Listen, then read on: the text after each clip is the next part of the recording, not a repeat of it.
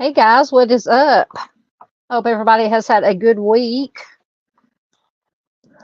It's finally starting to cool off here, I'll say that, here in Arkansas. And as usual, my farm signal is very, very sketchy tonight. And as of right now, I can't get any of my articles to load that I was going to read. So we may just be talking about whatever you guys want to talk about that's on your mind. But I'm glad everybody is here. Like I said, I hope everybody has had a good week and a good weekend. I hope everybody had a good Halloween. I didn't do anything. I stayed home and watched a Halloween movie marathon. They were showing, I think, every Halloween movie that's ever been made. It started with the original, which, in my opinion, is the best, from 1978. And then they showed Halloween 2. That came out, I think, in 81 or 82, and then I showed Halloween H2O 20 years later, and so on and so forth. So I basically stayed up all night Thursday night watching the Halloween marathon. But anyway, feel free to you guys let me know what you guys did for Halloween, if anything, because like I said, as of right now, nothing is loading. But let's see who is here. So I'm going to do it old school because I can't get StreamYard to come up on my laptop as usual. Like I said, I can't even get any of the articles to load. But anyway, Miss Barb was here earlier. Hello, Miss Barb. Hopefully she'll be back.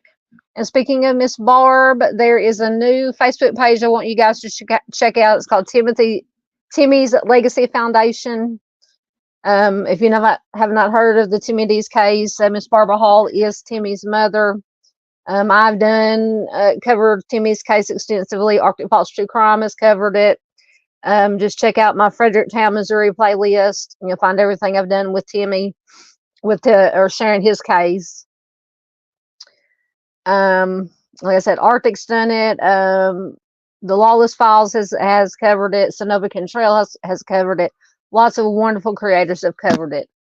So they're trying to get a nonprofit, from what I understand, a nonprofit set up to help other families, to make them aware of the Sunshine Law, or is it Sunshine Law or Sundown Law? It's either Sunshine or Sundown Law. Somebody can correct me, because Miss Barbara has been fighting, and along with the people who've been helping her, Mr. Steve from True Crime Web is one of them, has been fighting for years and years and years to get justice for TIMMY'S, who reopened this case. Also, in the description section, I put a link to the petition, if you've not already signed it, to reopen TIMMY'S case. Please sign it if you have not already. If you have shared it, or if you have signed it, please share it anywhere and everywhere you can. There's also a link to review the case of ELISA Robertson. Arctic actually interviewed ELISA's sister, Ruby, so please check that out. And I'm hoping to get in touch with Ruby and maybe have her on to talk about ELISA's case at some point. And I also have been reaching out to some other family members that Arctic has wanted me to reach out to have them on. Marissa Carmichael's mother is one of them. I messaged her today on Facebook Messenger, so hopefully she will get back to me. Also, speaking of Arctic, I still have his link to standardize and reform the Amber Alert system. All those are linked in the description box. What else? I think that is all I had linked, but definitely do. And I do have a picture of what, if I can find it, what the Facebook page looks like for Timmy. There's a new one, if I can find it. I know I put it on here somewhere. Give me a minute, guys. Trying to find my pictures. Oh, there they are. This should be it right here. It's called Timmy's Legacy Foundation. Like I said, please do check it out. Very, very important. Let me get back down to, oh, almost hit the thing to end the stream. We don't want to do that. Okay, Miss Paula is here. Welcome, Miss Paula. Always good to have you here. Mr. Lance Jones from Canada is here. Welcome, Lance. Always good to have our comedian friends, our Canadian friends here. We like our comedian friends too. Telling you guys, this is going to be a night. I may have to break out the dumpster fire gift. Miss Lisa Joe is here. Welcome, Miss Lisa. Always good to have you here. Another wonderful human being. Yes, my Cal-Fi is not working. I actually have 3 bars on my phone, but on my laptop I cannot get anything to come up, which I highly suspect is because when I checked for updates, it said that immediate attention needed to reinstall, or to not reinstall, but to update, install some security stuff for some Windows. So I installed or updated 3 things they wanted me to install or update. Oh, it finally came up. I think that's the problem. Anytime you do an update, everything goes completely. But anyway, I'm sure. So if you hear something, crashing, it is me throwing the computer. But actually, now my first article I was going to read here in a little bit has finally come up. After I can't even see how many minutes we've been on here. Anyway, Sunday Doodles is here. Good to have you here, Sunday. Always. Trying to read. Miss Lisa Joe says, my youngest is 14 and did not want to go trick-or-treating, so I had to buy myself candy. Yes, me and my mom, well, we did not buy ourselves candy, but we bought a lot of candy because she works at the local nursing home here in our town, and for every holiday, we take money out of our own pockets to buy candy, to make put together little bags for every resident. I think there's between 50 and 60 residents. So that's what we do every holiday is, and we did that Tuesday or Wednesday night. We stuffed bags, little bags with candy to for her to take to the residence. So whatever candy we had left over, we kept. Although I do not need the candy, but sometimes you got to have it. So yeah, I'm ODing on. I have been ODing on chocolate. Miss Miranda Lee is here. Always good to have you here, Miranda. Thank you so much for being here. Oh, now what is it doing? Stuff is popping up on my computer. Aquarian one is here. Always good to have you here, Aquarian. Good to see you. Good to see you. Cash is back. Welcome back, Cash. Good to have you here. Yes, he says he hates, or that she, I don't know, they hate technology. Yes, I hate technology too. And technology is supposed to make our lives easier. But I found I have, and maybe because I'm technology challenged somewhat, you know, I know the basics and I can get around. I don't know if I showed, there's a comment. You know, I can kind of get around a computer when it's working. Now, it has to be working. That is the caveat. Ah, goodness. But welcome, Cash. Good to have you here. But Cash says he is a hypocritical Luddite. Yeah. As Paula says, it is nice seeing everybody. Absolutely. I love seeing everybody here, especially on the Saturday night. I usually do this True Crime After Dark on Friday nights. I don't even remember what I was doing last night, but I didn't get to do it tonight. So I figured we would do it tonight. Oh, goodness. Sundays says they have a pound and a half of candy left over. You can send that my way. Give me an email address and I'll give you my home address and you can send it to me. I have a feeling I'll be needing it. Miss Ange from Vid Inquiries is here. Good to have you here. Thank you so much for being here. Please do check out Vid Inquiries and all the other wonderful creators that usually pop in here. Miss Lisa Joe says I make everything more complicated than it needs to be. I'm the same way. I'm the same way. Let's see. Make sure I got everybody in here. I think I got everybody in. So, all right. So as always, True Crime After Dark, we just kind of talk about whatever is on you guys' mind, anything that's happening in the true crime world.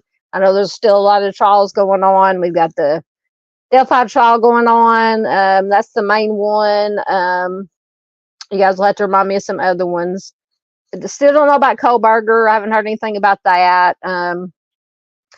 I know that Leilani Simon was convicted in the Quentin Simon trial. I did see that. Thank goodness. Yeah, so just put in the chat some other cases that have been going on that I might have missed. I've got to get caught up with what's going on in the Delphi trial.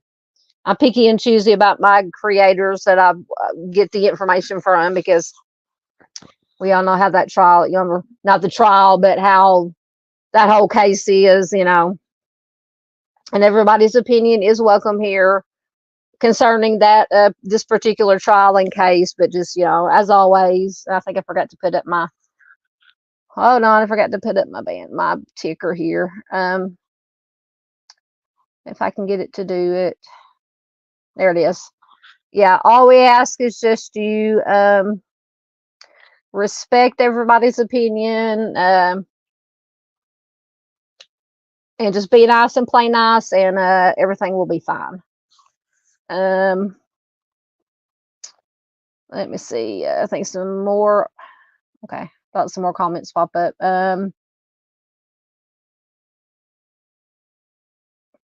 Coach said there's not much on their mind.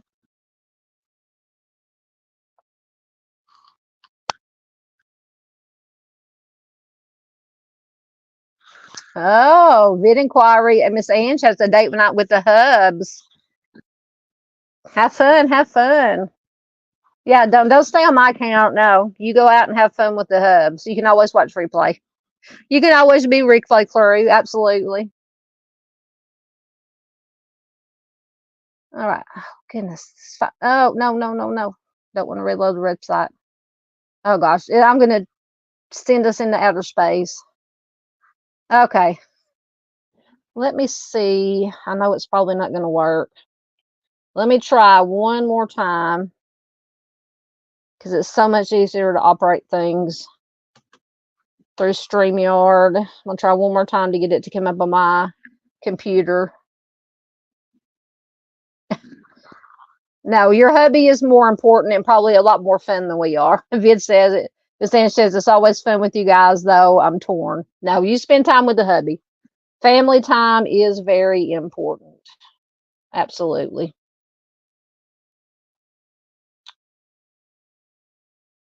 Don't tell me I closed out the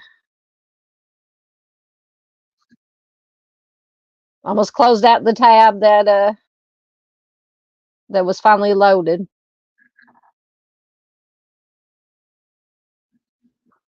Wait a minute, where's Miranda going? Thank you so much. Miss Anne says she just want to come in and show some love. Absolutely.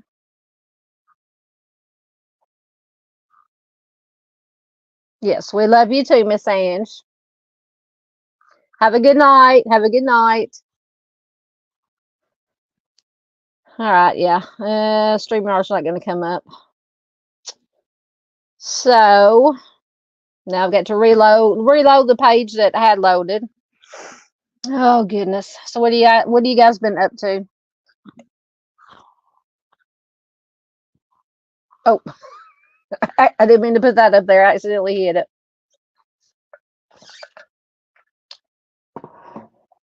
Yeah, Miranda's putting the dumpster fire lot. I can't see it on the StreamYard side, but the dumpster fire logo up there. All right, well, we're waiting for the page to load again. So so we're going to talk about a little bit about Caitlin Denison. Apparently there's been some as Lisa Joe says, she is trolling on Reddit. And the usual. Just kidding. Kind of just kidding. I know you're not kidding. I know you're trolling out there, girlfriend. You troll away. So we'll be talking a little bit about Caitlin Denison. Apparently there's been some new information because the title of the article says new information sparks renewed interest in Caitlin Denison can't talk as usual. Caitlin Denison disappearance. Lisa Joe says she trolls. You troll them trolls, girl. I don't like trolls. We've only had one problem with the other night, and it's a person that had been in the chat before. I hadn't seen them in a long time. They came in the other night and we were talking about a certain subject, and they just made some very inappropriate comments. So I think Arctic took care of them. I think he put them on a ban for about 28 days or 30 days. Sorry if I'm leaning into the camera. Let me bring this closer so I can see it. Because I'm having to read off the phone. Sunday says been raining since last night. So been taking a nap, some chores, and then a nap. A nap sounds really good. Nap sounds really good. I take unintentional naps when I don't intend to, and then when I can't, and I got a ball game going on over here. I got it on mute, but I have a ball game going on over here. So if you see me looking towards the TV, I'm watching the Texas A&M and the South Carolina game. But anyway, so Caitlin Denison, I came across an article about Laura Anders and 3 other cases that are possibly connected that the sheriff is now or as of a couple of years ago is now thinking may be connected. So we'll talk a little bit about that. We have a stupid criminal, dumb criminal story to share with you, and then I have a couple of stories about some cold case remains that have been identified. So I want to share those with you. And then, like I said, whatever else you guys want to talk about, just stick it in chat and we will talk about it. All right.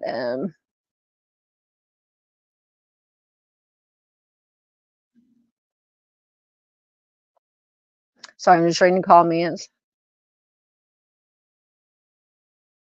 Thoughts and prayers and good vibes are still with you, Miranda. Always thinking about you, honey. Miranda, you know you got my email. You can email me anytime that you want to. All right, we will get into our first, and I'm hoping, like I said, I can't see. That should be Caitlin Denison. So, like I said, this article is actually from October 14th of this year. Very recent. And it says new, like I said earlier, new information sparks renewed interest in Caitlin Denison disappearance. The Texas Department of Public Safety is seeking information in the 2018 disappearance of 19-year-old Caitlin Denison of Reno, Nevada.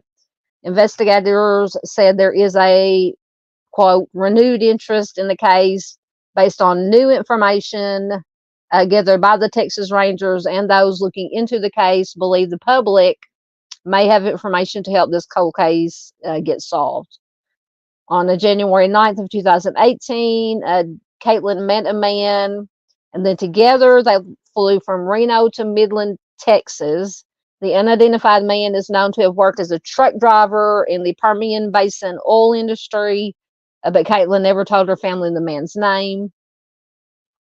Once the pair landed in Midland, investigators said they believed Denison stayed with the man in his RV, which may have been parked in West Odessa. And I think it's the bottom picture there. I don't know if it's the RV, but an RV that is similar to.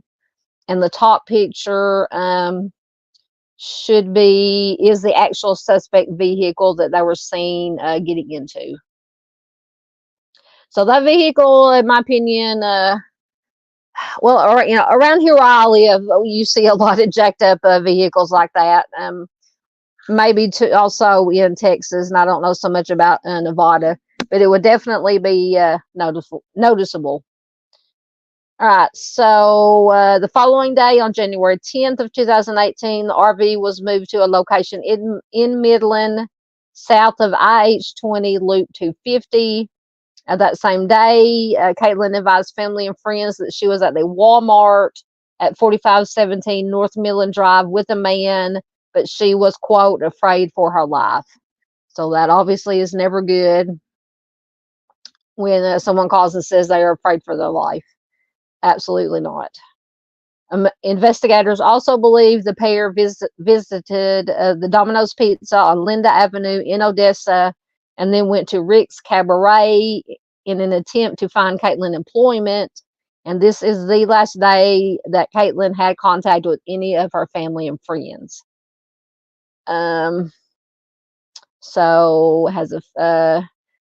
Investigators remain hopeful that someone may have seen something or may have information to assist in this investigation. Tips on this case may be submitted in the following manner. You can submit a tip online through the Texas Rangers Cold Case website. You can contact the Texas Rangers at 1-800-346-3243, and your information will be forwarded to the Texas Rangers who are assigned to the case. You can call Crime Stoppers. Texas Crime Stoppers is offering a cash reward of up to $3,000 to any person who provides information that leads to the arrest of the person or persons responsible for Caitlin for this crime, for whatever has happened to Caitlin. To be eligible for the cash reward, tipsters must call the Crime Stoppers hotline at 1-800-252-TIPS, which is 8477. All tips are anonymous, and tipsters will be provided a tip number instead of using a name. So that is the latest or newest information that I had come across regarding Caitlin's case. Let me see what you guys are saying.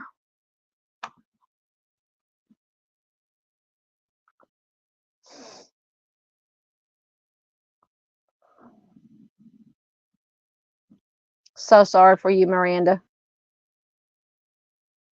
Yep. Everybody's giving loving and advice to Miranda. Thank you so much.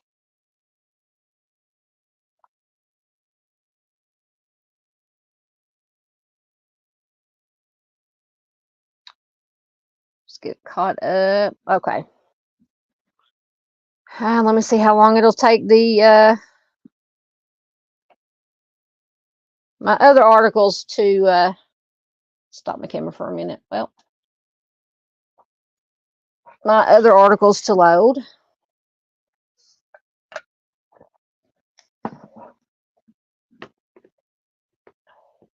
There's Miss Barbara Hall. Hello, Miss Barbara. Good to see you. I hope you're doing well. And also, not only is we were talking earlier about the TIMMY'S Legacy Foundation Facebook page and the nonprofit that you guys are trying to get started.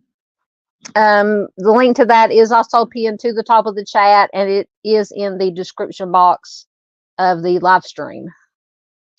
So please do, and also the link to the petition to reopen TIMMY'S case is also in the description. Once again, please sign it if you have not already. If you've already signed it, please share it anywhere and everywhere you can. If you do Facebook, please share the link to the TIMMY'S Foundation Facebook page or group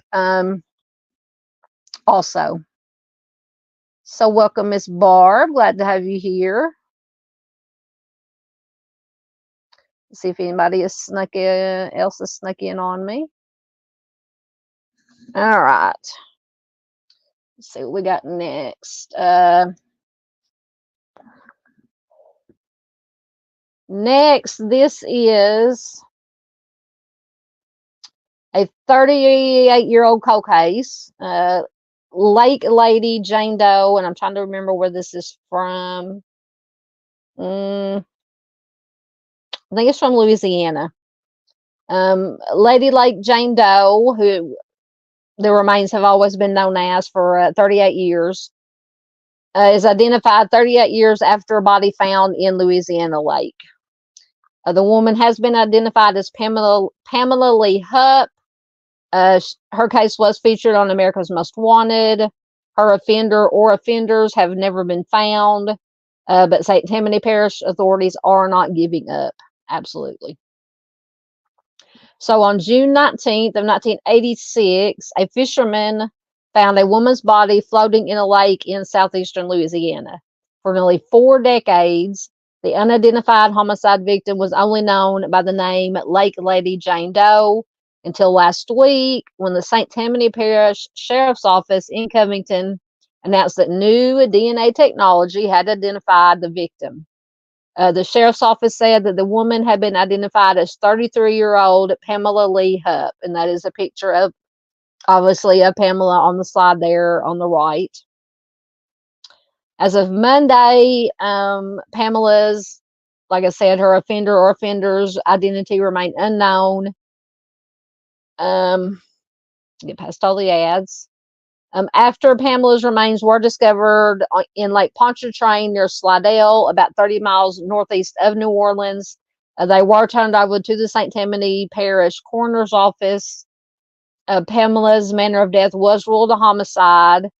A coroner's spokesperson, James Hartman, told USA Today, and her death certificate showed that she passed away as a result of asphyxia. And officials also said that she was pregnant at the time of her homicide. At the time of the discovery, she was estimated to be 20 to 30 years old, according to Othram, the DNA lab that eventually helped identify Pamela. You hear Othram does a lot of these uses the genetic genealogy in these cases, a lot of these cases, to help identify these missing Jane Does and John Does. So you hear Othram is mentioned a lot in these cases. During the investigation, authorities reconstructed Pamela's skull, from which a photograph was captured and released to the public. according to the sheriff's office. Her story was also included on the segment that aired on America's Most Wanted. Years later, in September of 2022, a grant paved the way for more DNA analysis and genealogy research in the case. Then in April of 2023, Althram's efforts helped locate potential family members of the victim, who later helped lead to her identity. So who was Pamela? Pamela was born in April of 1958. Her last known residence was in Fort Lauderdale, Florida. It was not immediately known what she was doing in Florida at the time of her passing, or how her life was taken. I want to thank the many investigators over the years who worked on this case and sought out available resources and technology to identify and give a name to the victim. Sheriff Randy Smith released in a statement after the victim's identity was released, "Our detectives will not stop working until they have identified and arrested the person or persons responsible for Miss Hupp's passing." So anyone with information about this case is asked to call the sheriff's office at 985-898-2341, excuse me, or Detective Winston Harbin at 985-276-1355. So 30, once again, and you guys know I harp on, or I talk about this, the using the genetic genealogy all the time, not only to help identify remains, but also to help identify potential offenders. I think it is a very, very useful tool, and hopefully in the near future, because right now, as far as I understand, law enforcement is limited to the public databases that they can use to try to find offenders. And I understand there has to be, like Mr. Steve said, there has to be a way to meet in the middle to make it where they can use it, but make sure that it's done the correct way, that they have qualified people doing this, chain of custody, everything has to be followed, all the T's have got to be crossed, I's have got to be dotted to make sure that if any of these cases do go to court, if they do find a potential offender, that it can be used in court. All right, let me see what you guys are saying.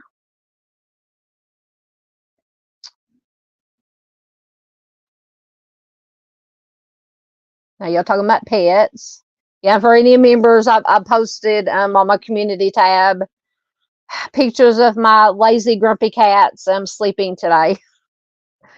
Biscuit was in his favorite sleeping position. I swear I do not know how that cat gets in some of the positions that he sleeps in. He must be made of rubber. It doesn't have any bones in his body. I'm always taking pictures of his weird sleeping positions. And then my Mr. Grumpy Man Tigger, I posted a picture of him. He was not happy that I woke him up trying to take a picture of him. So he has this grumpy look on because he does not like to have his picture taken. Yes, it is very tragic. Absolutely.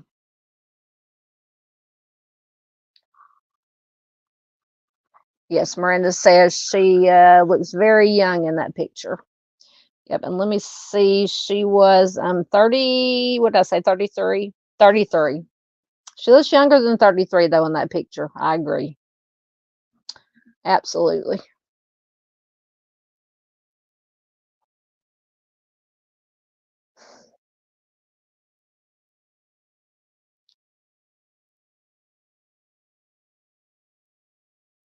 Just getting caught up in your comments. Yeah, I know you're talking about pets, too.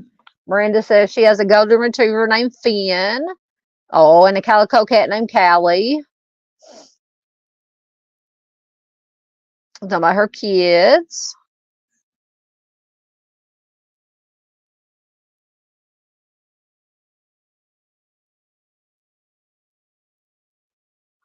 Marina says, how old was she when she passed? I'm assuming that she was 33 because it says the sheriff's office when she was identified as 33-year-old Pamela Lee Hupp.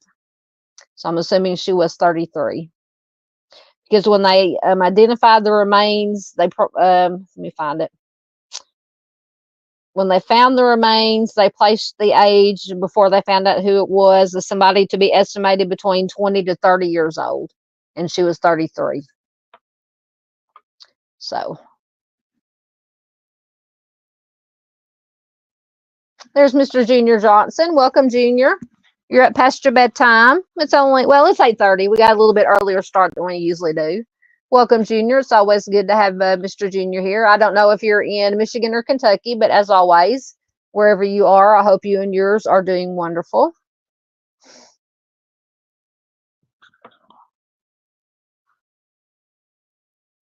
Yep, Sunday says, I'm grateful they found her. Absolutely.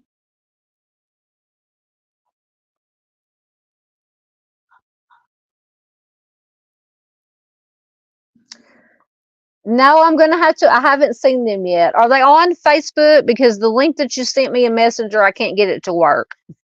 So you might have to either resend them or I'll just go. If you posted them on your Facebook, I will go on Facebook and because I do want to see them. Because you are talking about the ones with the your dog being afraid or dealing with the Halloween decorations. Are those the ones you're talking about? Oh, I definitely want to see them. Oops, everything jumped on me. Uh-oh, I'm not muted, am I? I shouldn't be muted. Maybe it's just you, Junior. Okay, Lisa Jo says she hears me. Junior, you may have to go back, if you can't hear me. May have to go back out and come back in. I've heard that work sometimes. I don't know.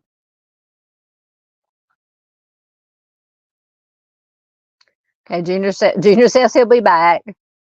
Yep, Sunday says Pamela looks like she's in her teens. I agree. That's true. Miss Lisa Jo says that photo was likely from when she was younger. That's true. Because I once again, I can't read the small version. But if anybody can read the caption, it might say that this was an undated picture of her. But I'm not for certain. Oh, Junior says he can hear me now. Good that you can hear me.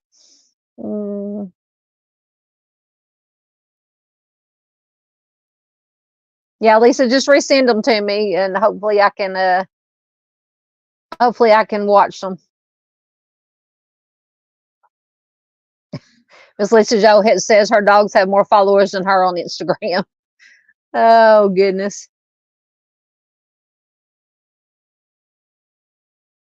Lance says, do they actually have any leads in the case? Well, they said they had some new information. Oh no, that was the last one. I'm confused.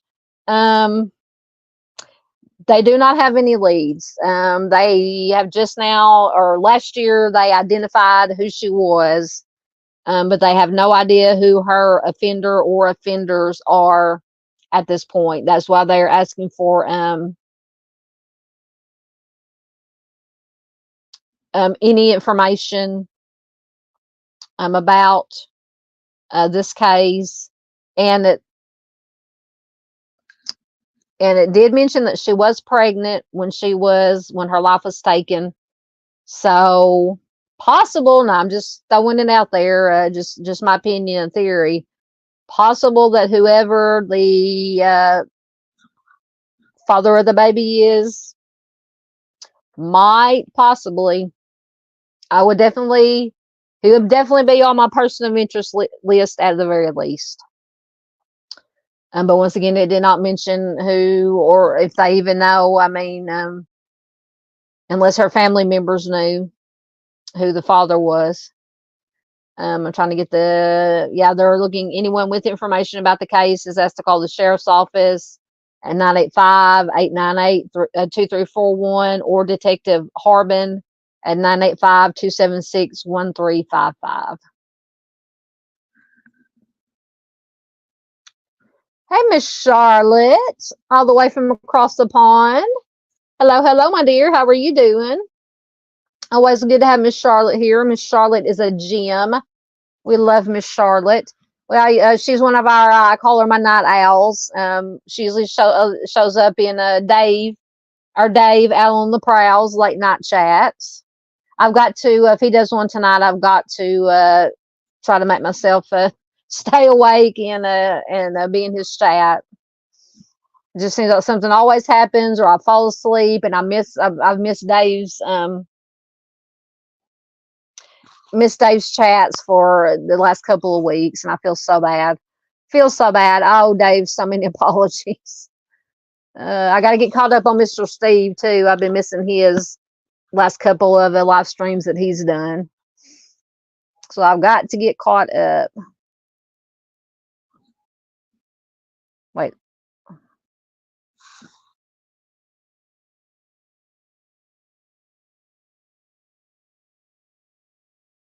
I can't read that. Did you say who is mad or who is mod?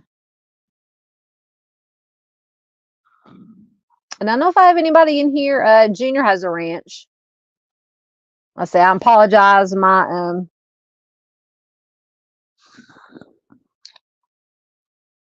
let me see. There might not be anybody in here right now except for Junior that has a ranch.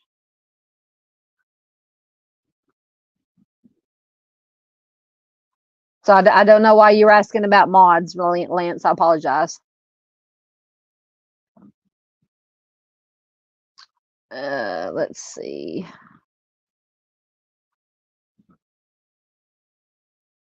Sunday says, wonder if she was married or had kids. I don't know. All they said was that she was pregnant when she was killed. That would be something useful to know, though.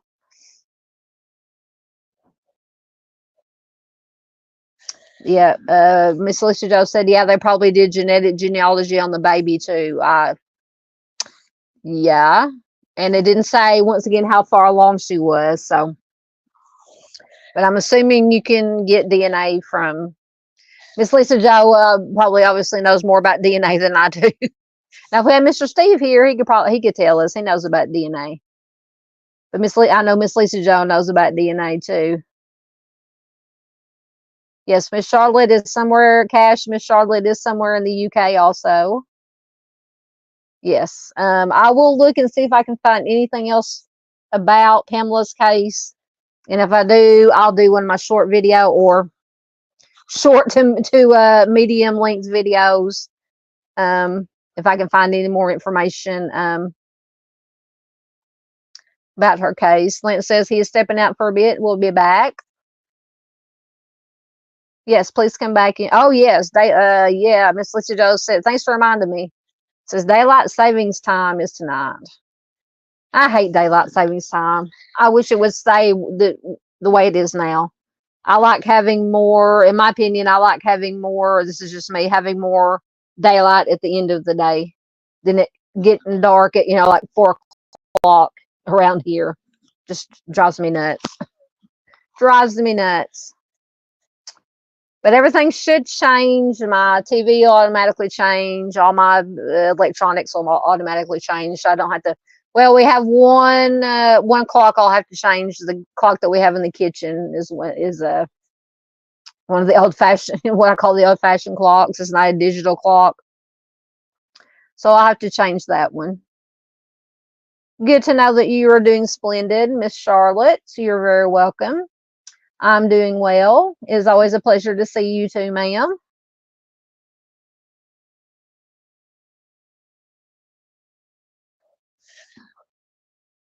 Okay, so someone asked who was mod.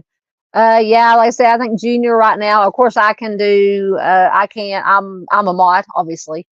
And Junior has a wrench. Cash, what did you do? Cash, what did you do to offend Lance? Let's not be offending anybody. I missed something. I was just looking for questions and stuff about the cases. You're not worthless, Junior. Junior is never worthless.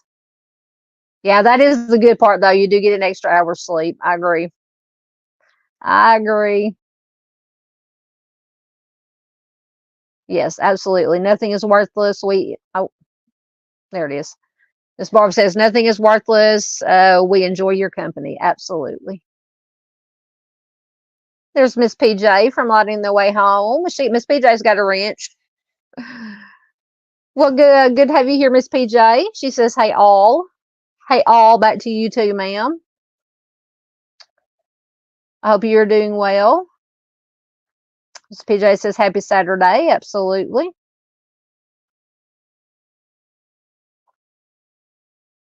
Yeah, Miss PJ says she has her. I don't know. Cash said he offended Lance, but I missed. I don't know what went on. I missed the comments, but that's all right. Lance said he would be back.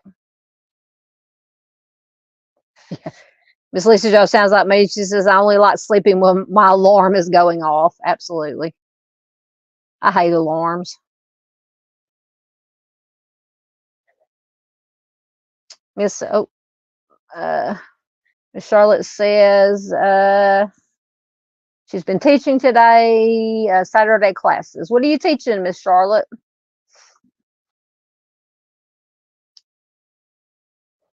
Junior says, I wake up at the same time no matter what day.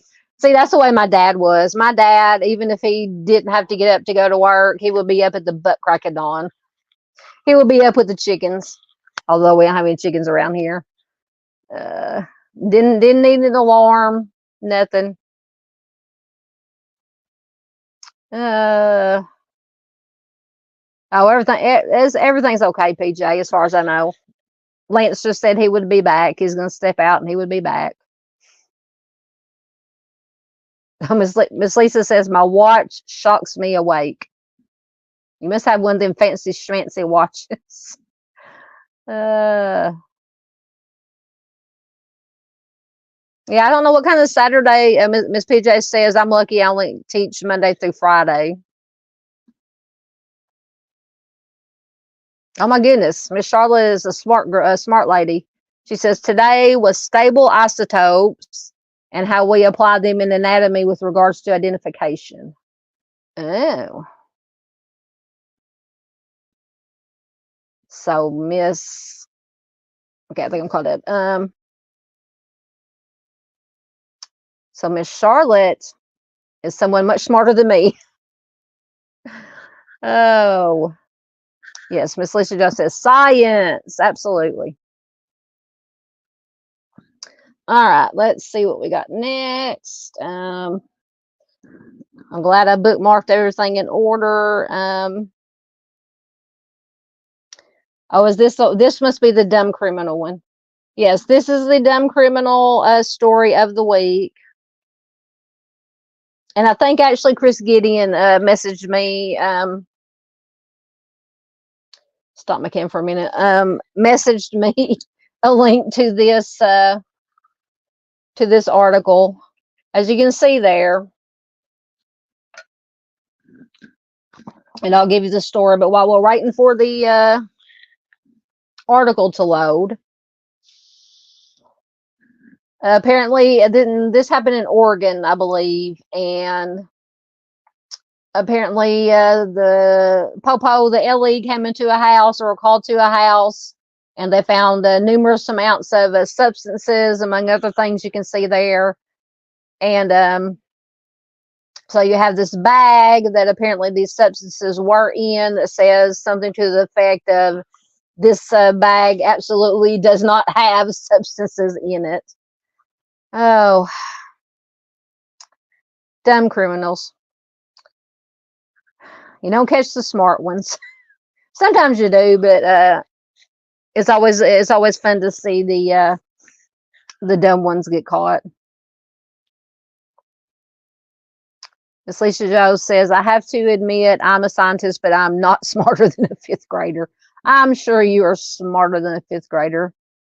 Miss PJ is a psychology major. So I guess she says, I guess I'm sort of smart. Lance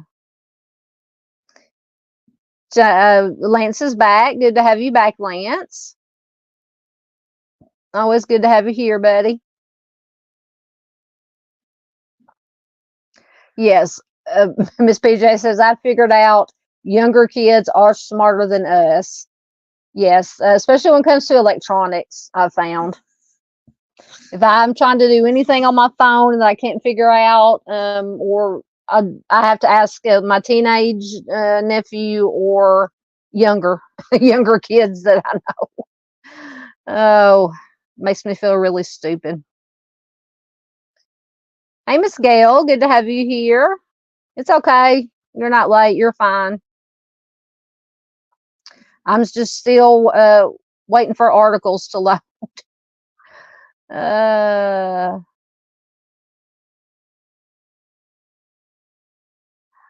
used to watch. Are you smarter than the fifth grade? I watched a few episodes here and there. They had some smart kids on there.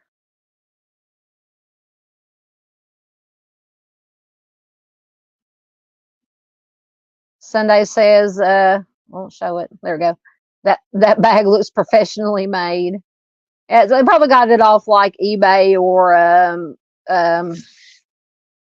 what's the other one when it has the homemade stuff? Gosh, I even had a shop when I was making jewelry and I can't think of it now. Etsy. That's what it is. Yes, I hate math also. I'm not good at math. There's Mr. Steve, the national treasure. Welcome, Mr. Steve. He says the fifth grade was my best 4 years of school. Oh my goodness, Mr. Steve. Always good to have Mr. Steve here. Please do check out Show Crime Web. As always, if there's anybody here who has not checked out, does not know who Mr. Steve is.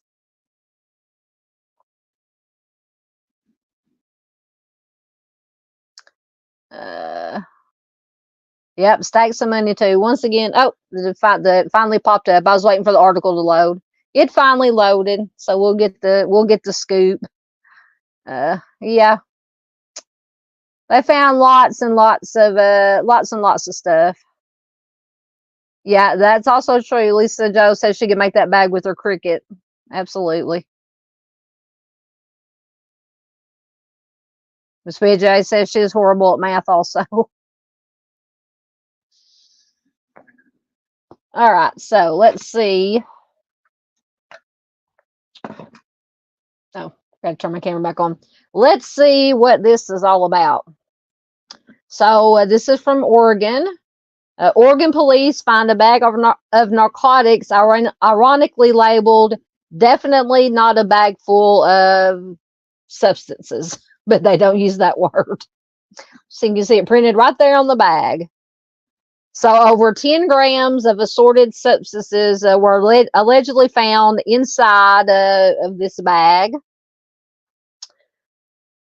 So police in Oregon looked past the label and found a stash of illicit substances and other paraphernalia in a bag ironically labeled. You can read it right there on the screen.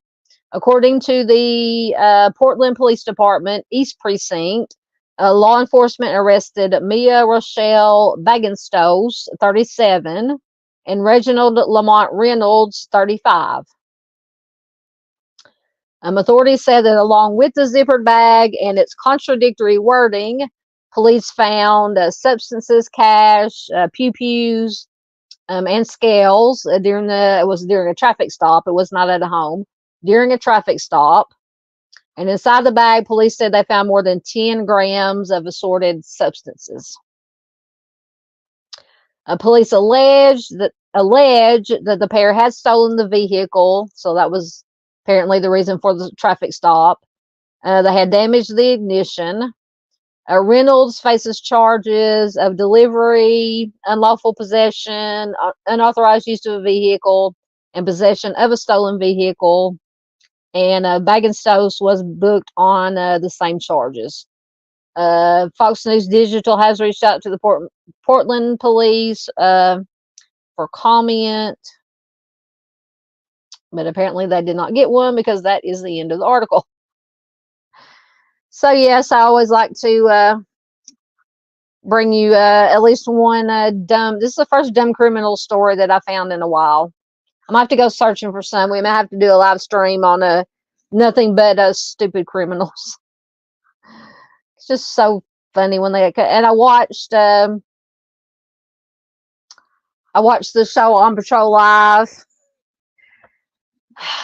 You would not believe, or Mr. Steve probably would believe because he's former law enforcement, how stupid some of these criminals are, people are, and just some of the calls that these officers have to go to that are basically babysitting calls or things that should be handled, they're civil matters and not legal matters.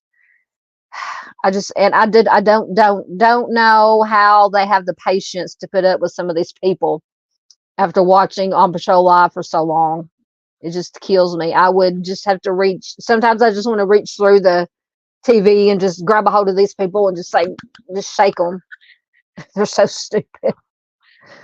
Oh goodness. All right, let me see what you guys got to say. Oh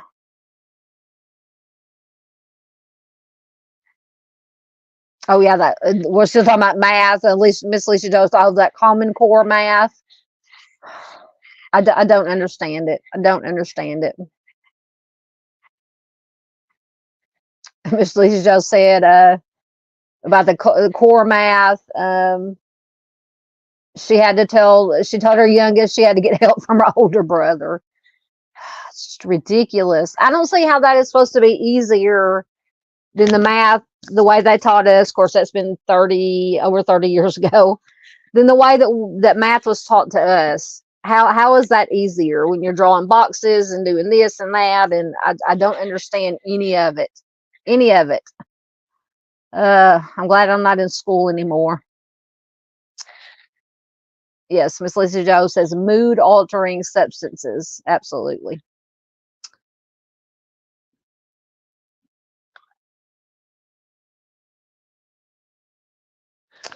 So Miss Charlotte says the irony is I'm not even a teacher as such. I'm an anatomist, a major and master's in biology, PhD degree for my thesis on human skeleton. I do not hold a candle to real teachers. Still a smart lady. Yes. Sunday says divided up is intent to sell. I would agree with you. As Lisa Joe says, she works in a hospital lab. I love microbiology, but hate cell biology. Mr. C says, mostly true is you include weapons, scales, cash, extra bags. Yeah, that would tell me, in my unprofessional opinion, that they were selling.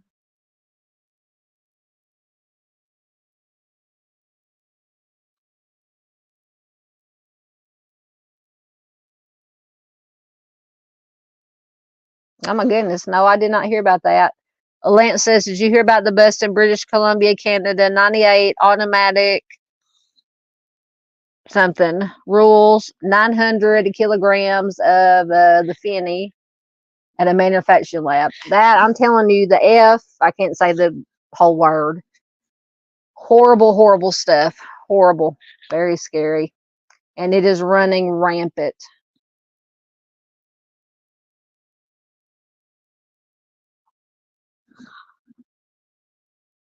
Oh, I was going to get my next article to load while I was okay, gotcha. And Miss Lisa Joe says, did you see the insurance scammers video that reversed into that vehicle? No, I did not. What was that on? I did not see that.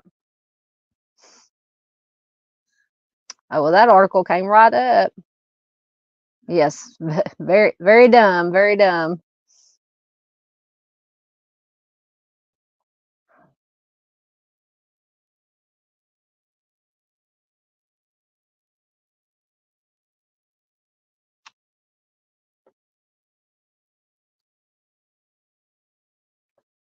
make sure nobody.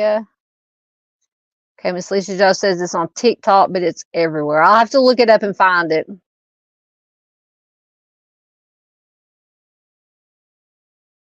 All right, so next we have, make sure this is the right one. I'm so sorry to hear that, Lance. Lance says my brother passed, or life was taken by a woman he met on an online dating site who gave him F and then left him to OD without calling for help. I'm so sorry, Lance. That is horrible. Horrible, horrible. All right, so this, police are also asking for information about this case. I'll stop my cam for a minute. And this is from, where's this from?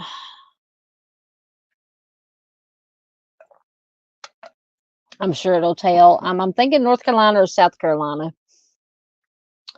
Police who were clearing a homeless encampment find a suitcase with the body of a woman who had been missing for a year. So a woman last seen nearly a year ago was found deceased inside a large suitcase. So this is in Washington State by Washington State Police, who were cleaning out a homeless encampment last month. And this article is from October the 8th. Excuse me, October the 8th. Remains of 37-year-old Shannon Marie Caslin Reeder were discovered in the encampment at a junction in Seattle on September 27th. This is according to a Washington State Patrol press release.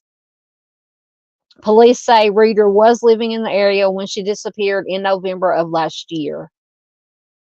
State and local workers and local nonprofits were assisting encampment residents and clearing the site of debris when the startling discovery was made. The remains were handed over to a medical examiner as authorities launched a homicide investigation. Reeder's childhood friend says she grew concerned when Reeder did not reply to her birthday wishes a few months ago. Caitlin Andrews says, we tried on Facebook, we tried on her cell phone. It's hard to believe. It is devastating. I just cannot imagine. She says Reeder was a mother, and the deceased woman's social media shows a photo of her with her toddler daughter in 2015. Andrews says despite losing her mother at the age of 15, Reeder, she lost her mother when she was 15, but she remained a carefree person. Shannon was silly, spontaneous, and carefree, Andrews told a local news outlet. A new lip gloss, new shoes, and she was a happy girl. Another friend of Shannon wrote in a Facebook post that she was her best friend, and the two shared their, quote, dreams, fears, and the mundane moments. Shannon's laughter was a balm, B-A-L-M, during tough times, and their unwavering belief in me pushed me to be my best self, wrote Sheila Brashler. In honoring their memory, I strive to live as they would have wanted, fully and fearlessly, Brashler wrote alongside several photos of the two. An investigation is ongoing. Washington State Patrol did not immediately respond to people's requests for an update.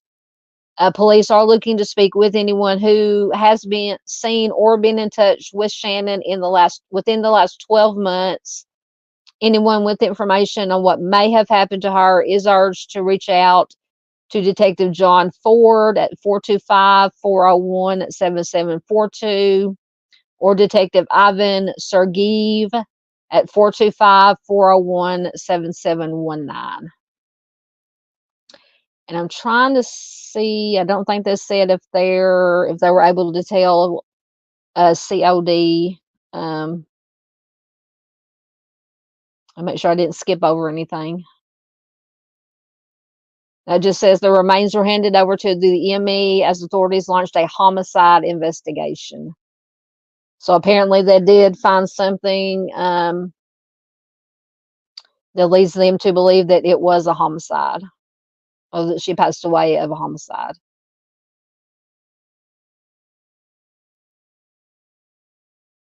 But it does not say, and they may not be releasing those details because it may be only something that the offender would know. So that would be my guess as to why they're not releasing those details. All right, let me get into your comments again.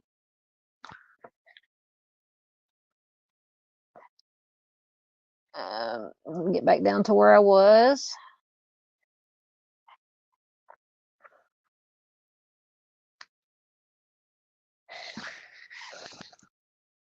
Lance, the woman in your brother's case, was not even charged. Oh, I don't want to delete it. Wow.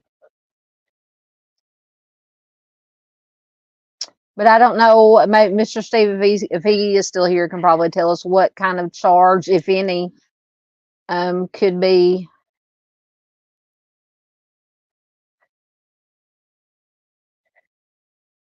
Mr. C says, when I worked nights, I had on 3 occasions vehicles back into my unmarked investigative car. They were quite shocked when they realized their mistake. I'm telling you, when I watch the On Patrol Live, the people that intentionally, trying to get away after they get stopped, intentionally run into the police vehicles to get away. I don't understand it. I don't understand why they do. Well, I do understand, because in my opinion, they're morons. Why these people, and people wonder why I don't like to go out in public or do anything anymore, because stupid people like that are out there. Sorry, my sarcastic meter is way up tonight, in case you guys haven't noticed. I just don't understand. And then all these car chases that they're always showing of the knuckleheads running from the police, just crazy. And we have a lot, and I'm sure it happens a lot everywhere, but we have a lot here in Arkansas. In fact, talking about On Patrol Live, they follow different departments, 8 or 9 different departments from around the country, and they have a segment of car chases or crazy things, that videos that people have sent in, and they started getting a lot of videos from here in Arkansas, and more specifically, a lot of videos that happened in Hazen, which is not very far from where I live. I'm very familiar with Hazen. So they actually made Hazen as one of the departments here in Arkansas, or the only department here in Arkansas that they follow around now. They have crews with every week. So, so far I have not seen, well, I can't say that. I have seen a couple of times, a couple of people that I know, not friends with, but know of from around this area. I have seen them on Patrol Live getting in trouble. None of my family members, thankfully, though. But I don't have any family members that actually live in Hazen.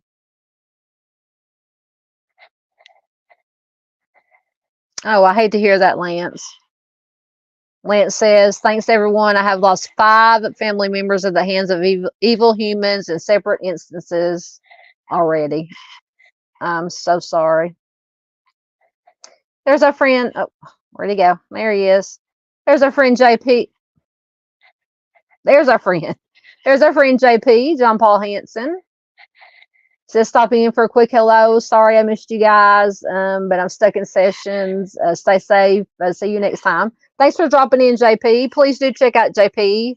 He has a music channel. I believe this is his music channel. He also has a second channel, Analyze This, where he shares true crime stuff. So definitely check out JP. If anybody, Miss PJ may have already done that, or somebody can stick in those links for me.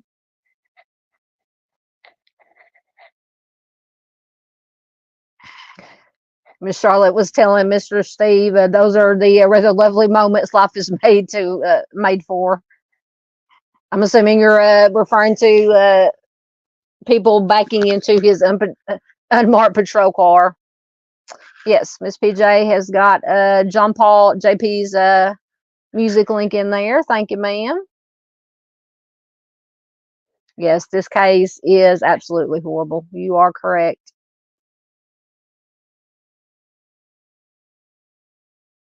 Yes, and thank you. There is for anybody who may be new here, lurking or watching replay. Thank you so much. We love our lurkers and our replay crew. If you do not know, if you're not already subbed up to Mr. Steve True Crime Web, please do check it out. And I also added in the description or the about section of my page, I put a link to the True Crime Web Foundation. I encourage anybody, please do check it out.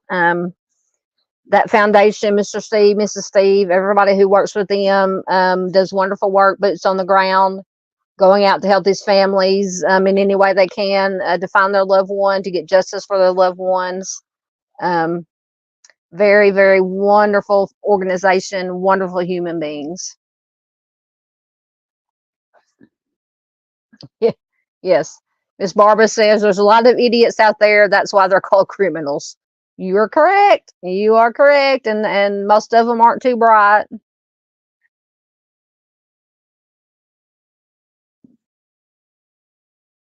Oh my goodness. Lance says offenders in Canada routinely just get 6-year sentences with double time served for remand. That is horrible.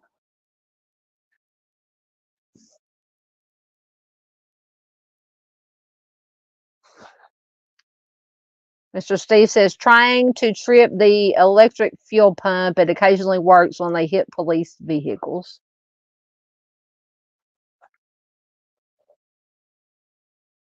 There's Miss Doris. Hello, Miss Doris. Good to have you here. Oh, should be loading get my next article loading. I hope you're doing well, Miss Doris.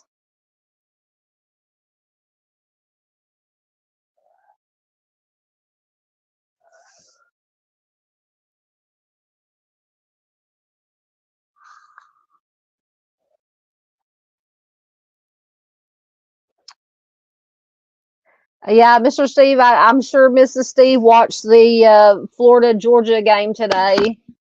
The beginning there, I was a little bit worried about the dogs. They were, I was like, surely they are not going to let Florida beat them. They managed to pull it out. Thank goodness.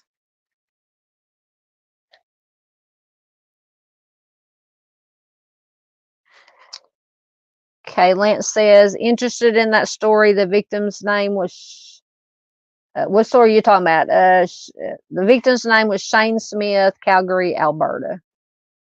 Oh, is that your, which story was that? Yes, True Crime Web Foundation. All right, once again, I'm trying to get my article to load. I should have had it already loading while I was getting caught up in comments. But you know me, dumpster fire tonight. I'm telling you, I think StreamYard is having technical issues again, because when I went to schedule this live for tonight, there's a little notice up there that said that something about they were having trouble when you upload your the slideshows like I use and other people use. Said it was having trouble loading them. Luckily, this one loaded. So I'm assuming they're just having technical difficulties everywhere, because now it's saying the site can't be reached. Because it's been working relatively well.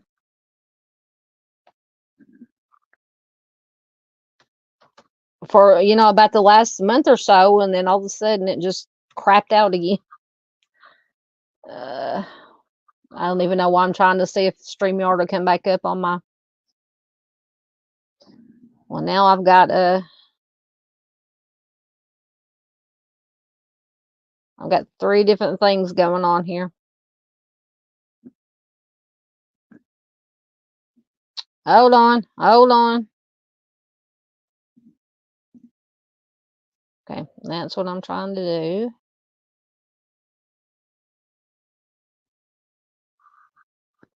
Yeah, that one's not going to work. Still loading.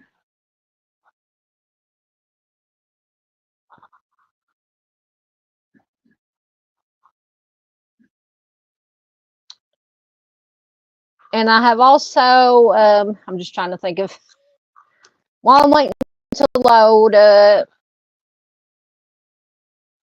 for anybody who wasn't here in the beginning, I've reached out to the mother of Marissa Carmichael, who disappeared. Very strange case. I think I did a live stream, so you can check my playlist. But apparently the other day, her mother, Miss Sarah, was on with on Dago's channel with Dago and Doodle and Arctic, and Arctic sent me a message asking me to reach out to Miss Sarah.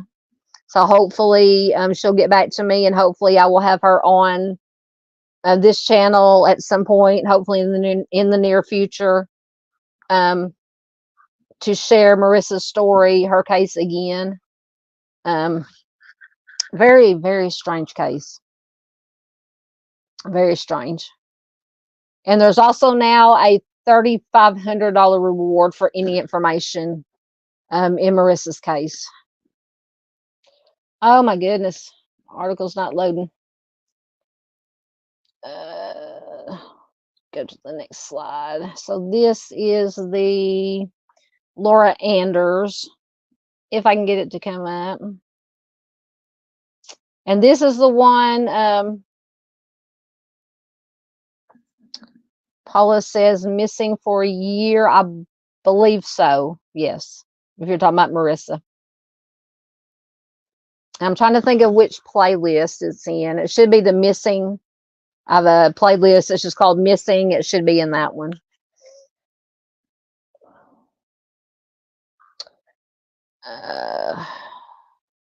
Let me see if I can get her Charlie project information to come up. It says the article. I have an article. It was an interview with her niece from, I believe, this year.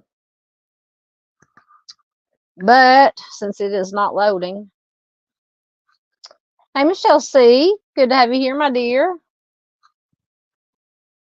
She says, hello. It's been some time since I caught a live. How is everyone doing tonight? We are doing wonderful.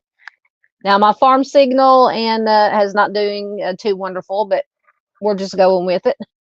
It's a dumpster fire. It's okay. Nothing out of the ordinary.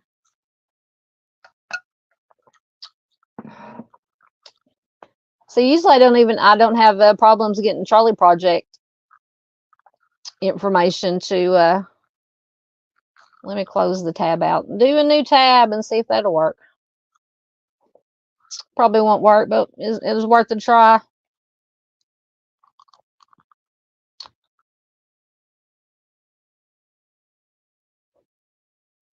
So who all has a candy hangover from Halloween? We were talking about that earlier, about all the candy we had.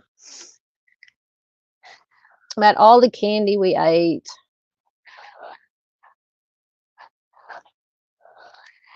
Oh my goodness, nothing is loading as usual. Or not as usual, like I said, I hadn't had problems with it, and this is the first time in a long time I had problems with StreamYard loading and articles loading.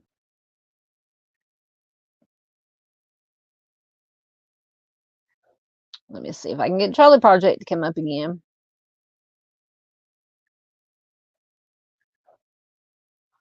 Yes, Mrs. Steve is wonderful. Miss Charlotte was talking to Mr. Steve. Pleased to hear it. Such a remarkable lady. People like Mrs. Steve hold us all up in the world, the salt of the earth. Absolutely. My Halloween was good, Paula. I didn't do anything but lay in the bed and eat some popcorn and watch horror movies. I think I watched about 3 or 4 of the Halloween movies. The original from 1978, Part 2, then H2O, and then Return to Michael Myers, Revenge of Michael Myers. Mr. Steve says, turn the Google machine antenna. I wish I could. I remember those days when you'd have to go out and turn the TV antenna. Back in the days, you'd have one, you'd open the window, one of us will go outside and turn the antenna, and the other one say, okay, a little bit to the left, a little bit to the right, or that's perfect right there. And then you let go of it, and it went out again. So they would say, well, just stand out there and hold the antenna. I'm like, no, I'm not standing outside all night and holding the antenna. Oh, goodness. Yes, we did that too. Miss Charlotte says we used to use a coat hanger. We did too. Anything we could use.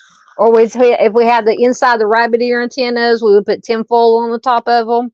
Now, I have no idea who came up with that or if it even worked. Sometimes it worked, sometimes it didn't. Oh, goodness. Goodness. Yeah, I see. Nothing. Once again, nothing's working. Those really good old days. The good old days. Oh, my goodness. I have 3 bars on my phone. It should not be taking this long to load stuff. Miss Barbara says I have an old coat hanger you can borrow. I wonder if I could figure out a way to attach it to my computer. I would.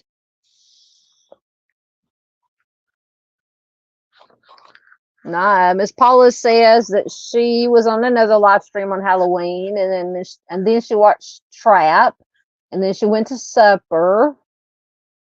That sounds like fun Halloween.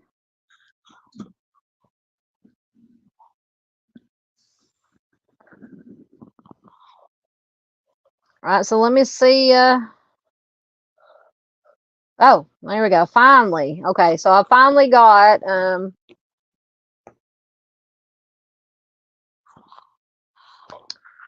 Miss Charlotte wants to ask is Halloween an important event over the pond? To some people. Now I love Halloween. I just love fall, Halloween time. I love it. I love Halloween.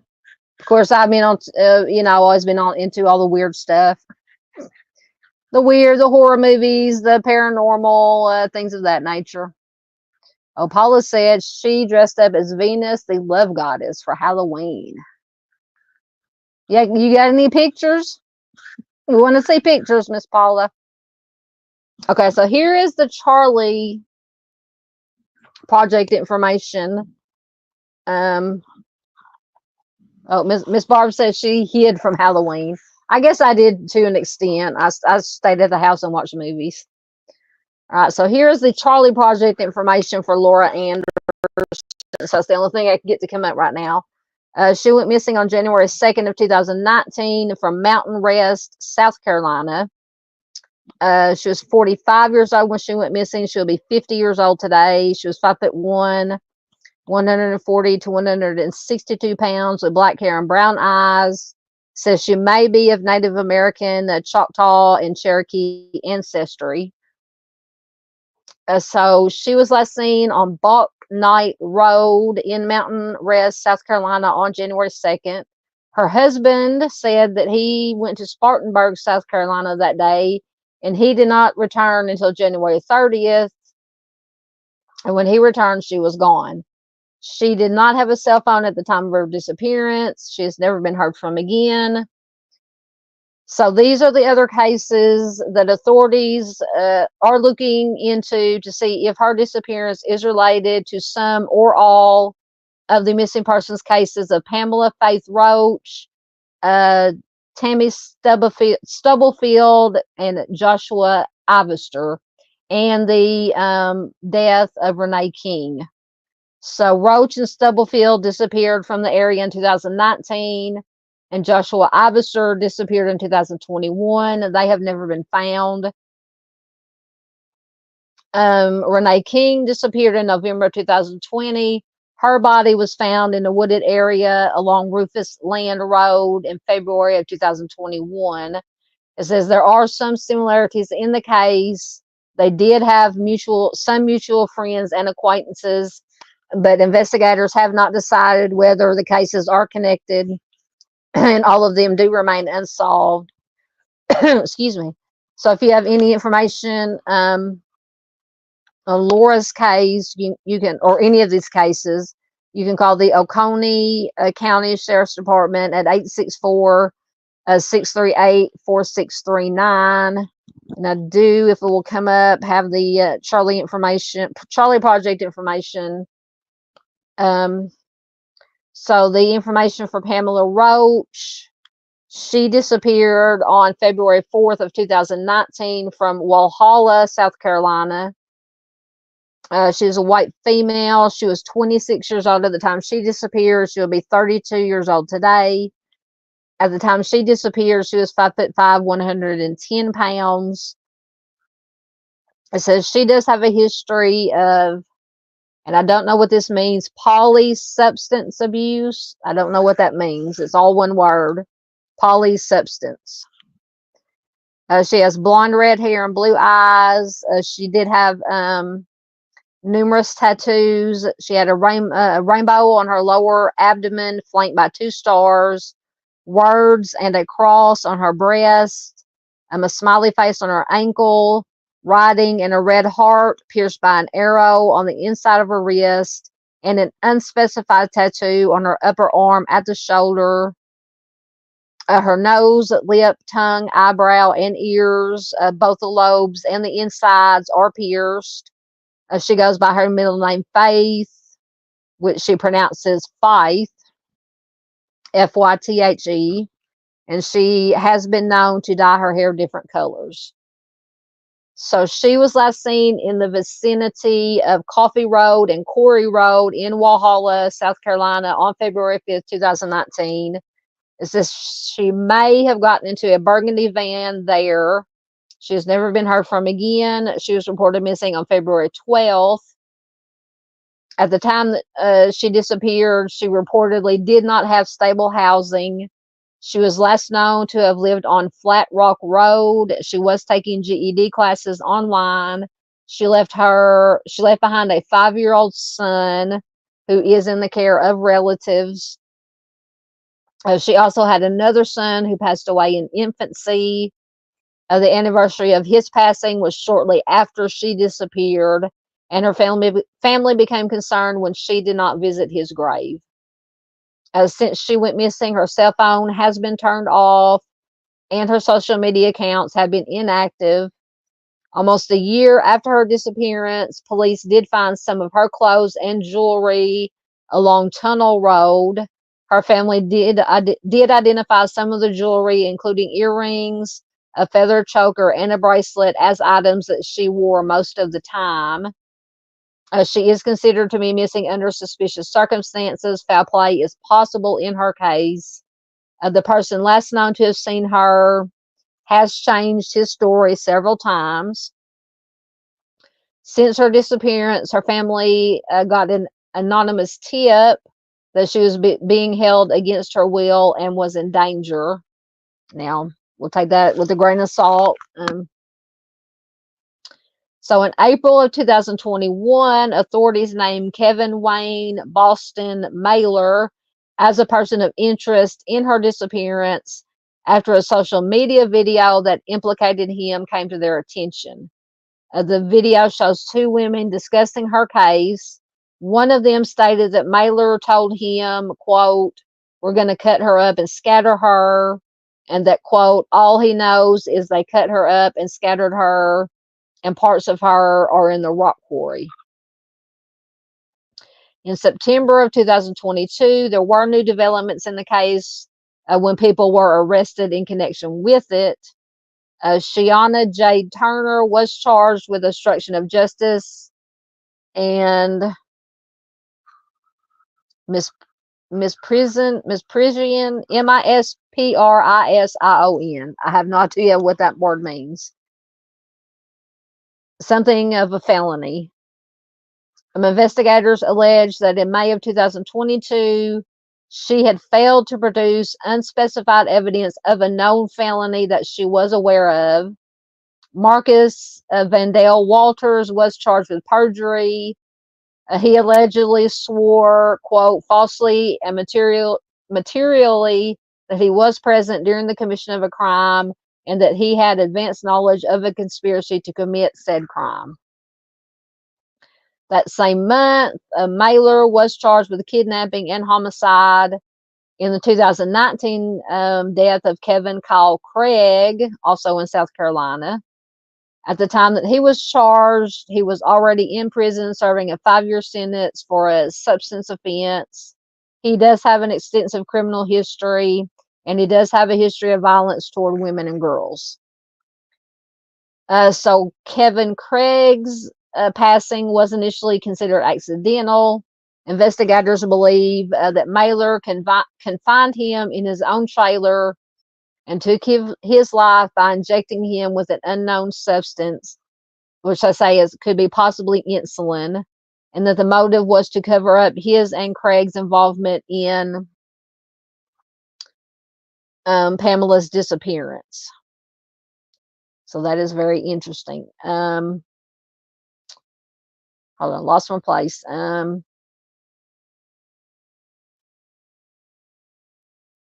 Mailer is also a suspect in the unsolved disappearance of Jennifer Fay, who was last seen in Brockton, Massachusetts in 1989. Mailer was 22 years old at the time.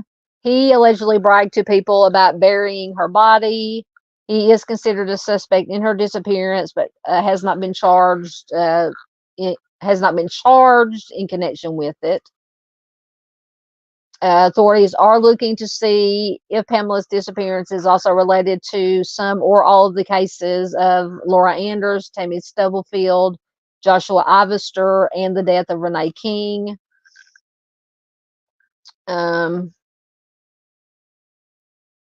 So I don't think, let's see if I can get it to come up with this Joshua Ivester case is. Let me get caught up in your comments. Oh, Paula said there are pictures on Facebook and Instagram. I'm gonna have to look at them. Yes, we are definitely showing our age. Most definitely. Mr. Steve said for Halloween he was an exhausted grandpa chasing double alt. Oh, bless your heart, Mr. Steve. Oh, this is what Lisa Jo says she was for Halloween. I love it.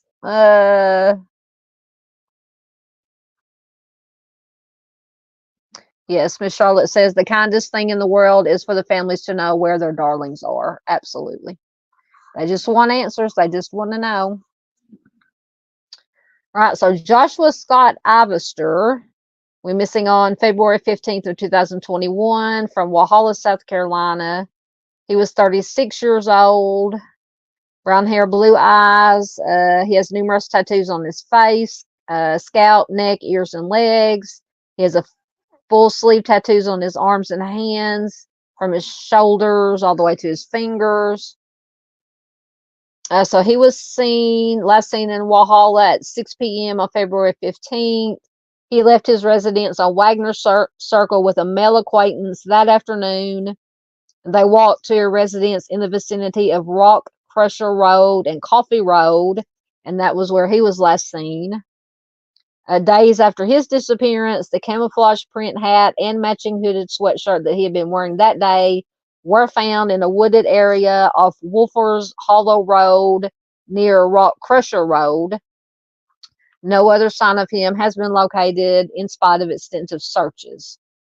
So his wife stated that the man that he left with had been by their house 2 or 3 times before, but that Ivester and this man had never gone anywhere together before or spent much time together. The person has not been publicly named, and it's unclear whether he is a suspect in the case. It's uncharacteristic of Ivester to leave without warning. He left behind a 5-year-old son and 2 stepsons, and his wife was pregnant with their daughter. His mother saw him the day that he disappeared and said that he showed her the ultrasound images of the unborn child. She said he seemed happy about the baby, something which his wife confirmed, but she sensed that he was frightened about something and asked him what was wrong. He told her he would tell her later, and then he went missing. And once again, his disappearances could be connected to Pamela Roach, Laura Anders, Tammy Stubblefield. So let me see if I can get the Charlie information for Tammy. I think I read the other ones.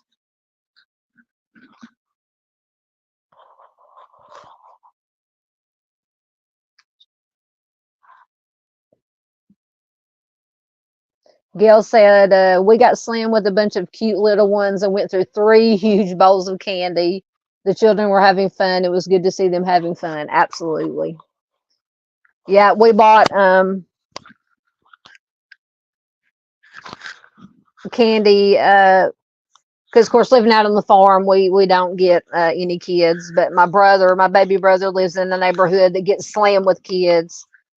So we bought, I don't know how many bags of candy to take up there for them to hand out to the little ones, because it's not unusual for them to get 100, 200 kids in that neighborhood. Right. So Lance says, it'll come up. There it is. Says, I think Polly is bath salt. Okay. Yes. I've heard of bath salts. I didn't know that was what they were called, but that makes sense.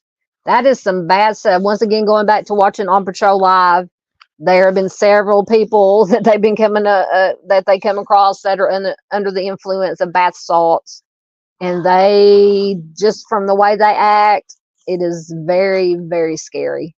Very scary. Yes, Lance says this is if I can read it, this is a horrible case. Absolutely. All right, so the information on Tammy Stubblefield. She went missing on December 6th of 2019, also from Walhalla, South Carolina. She was 51 years old, 5'4" to 5'6", 105 to 115 pounds, brown hair and blue eyes. She has a tattoo of a rose on her chest and a tattoo of the names Tammy and Raphael on her left arm. And some reports refer to her as Tammy Burrell Stubblefield. So Tammy was last seen walking down the street on Moore Avenue away from her neighborhood in Walhalla on December 6, 2019. She has never been seen or heard from again. For unclear reasons, she was not reported missing until January 29th of 2020, which is almost 2 months after she disappeared. And once again, authorities are looking to see if her disappearance is related to these other ones we've been talking about. And that is about all the information that the Charlie Project has on Tammy. That she was seen walking away from her neighborhood. After that, she was never seen again, was not reported missing until almost 2 months after she disappeared. So that is just crazy. I agree with you. I agree with you there, Lance. All right, let me see if I can get this to come up about either the niece or the sheriff that has finally decided to say that, oh, is it going to come up? Finally going to say that maybe these are connected somehow, or what his reasoning is for thinking they're connected.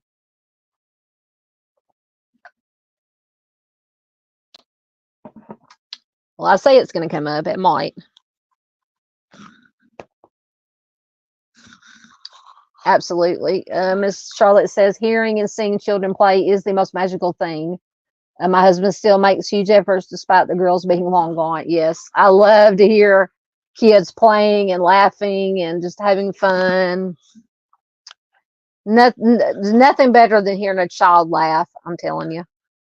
Brings tears to my eyes. Happy tears to my eyes. Well, I say it was going to come up, but it is not. Let me try the other one. See if that one will come up. Oh, it came up. Okay.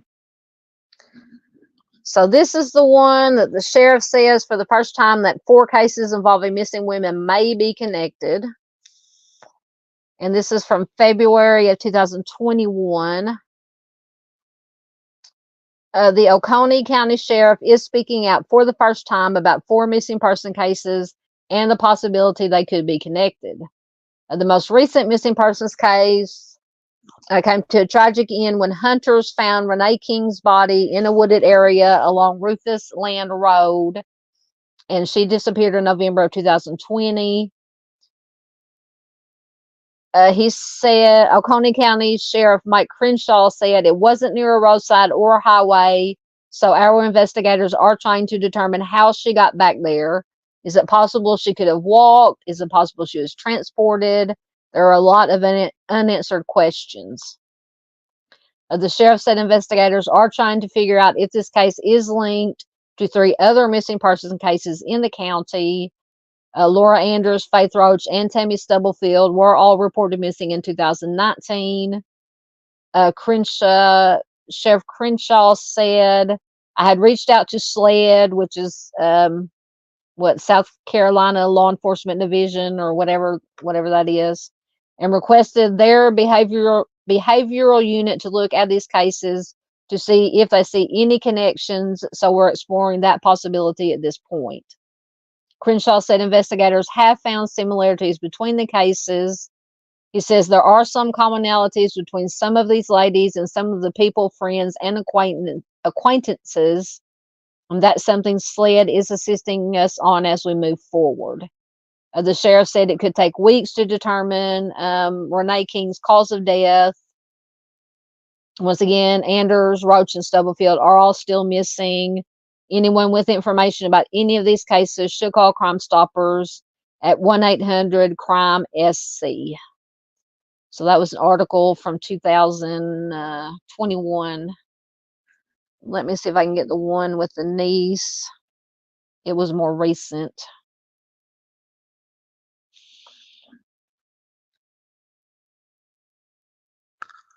Oh, it tried to load a while ago, but it wouldn't quite come up.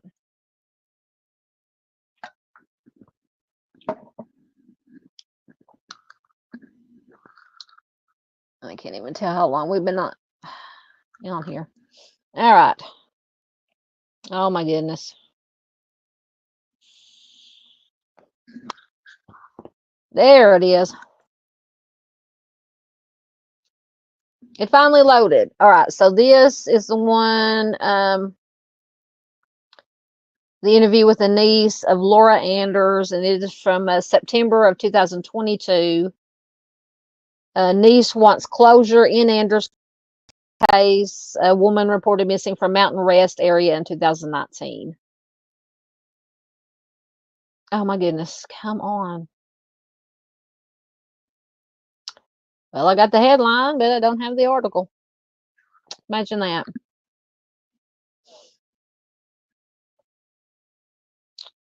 Let's try to reload.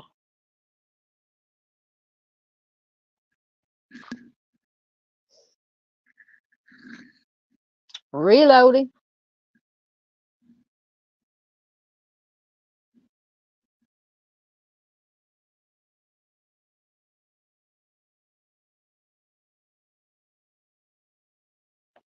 Let's see if this one about Renee King will come up, about when the hunters found her.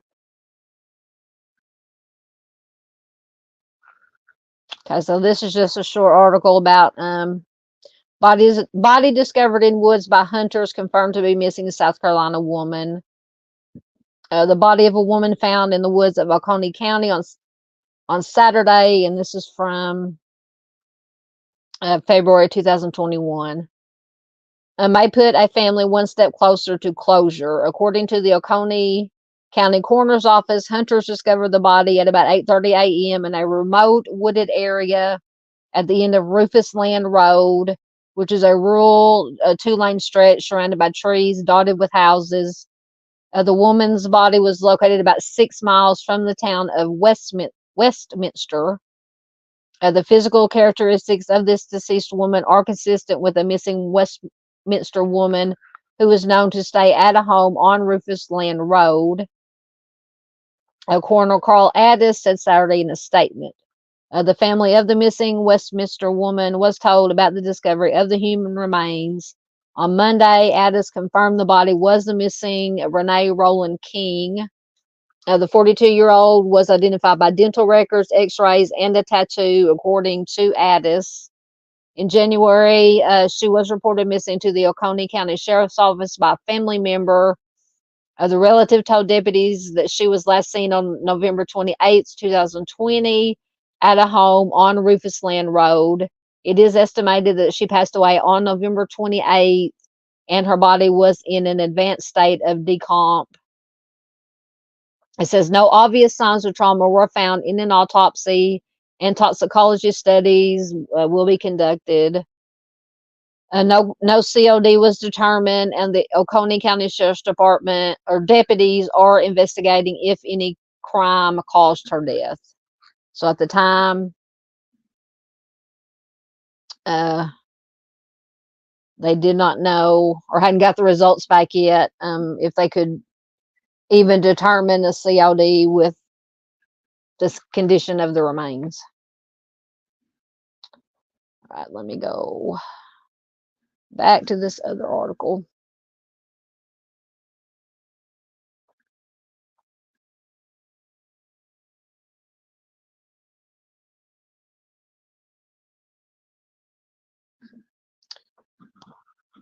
I'm sure y'all's comments about all the little kitties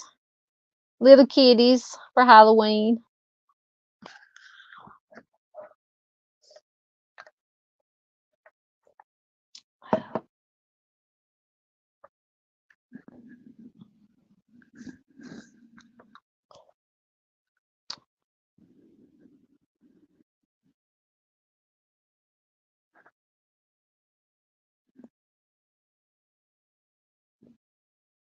Let me see if I can find a different article about since this one is not coming up. I think that was the only one I could find with the interview with the niece.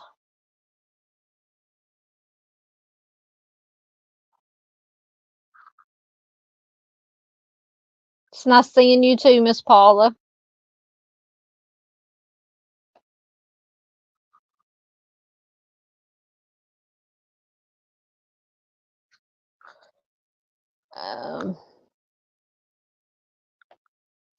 See if I can find any updated articles on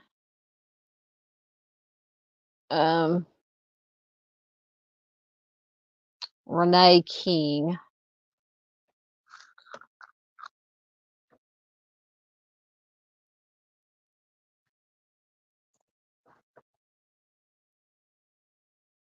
No, was it Regina or Renee? I'm getting confused again. Hold on.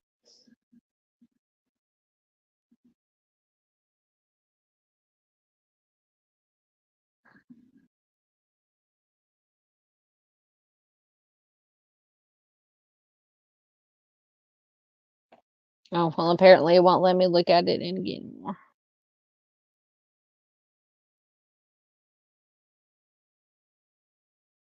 Hold on. Let me go back.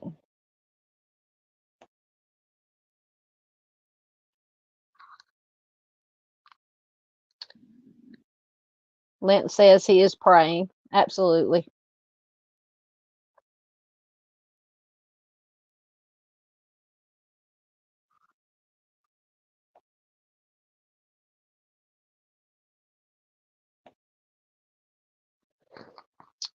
Apparently now everything is, hold on. Everything is froze up.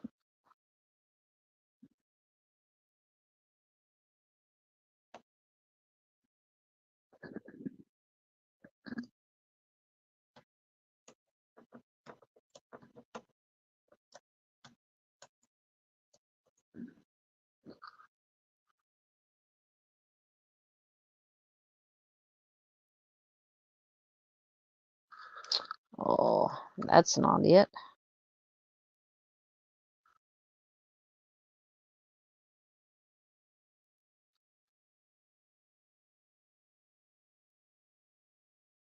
Renee, okay, I was spelling the wrong name. Renee Rowland King, not Regina. Hold on. There it is. Okay. Trying to see if there's any updated articles.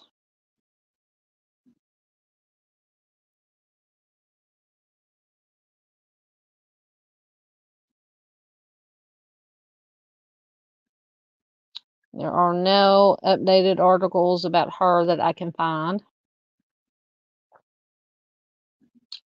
As if they found any kind of cause of death or anything of that nature.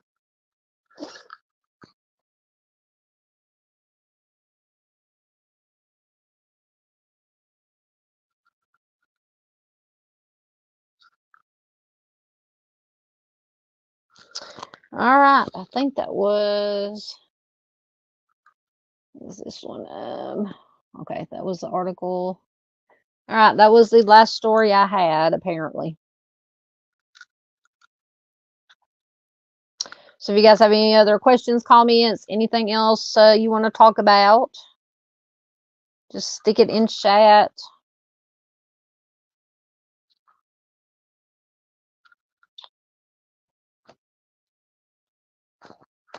Trying to see if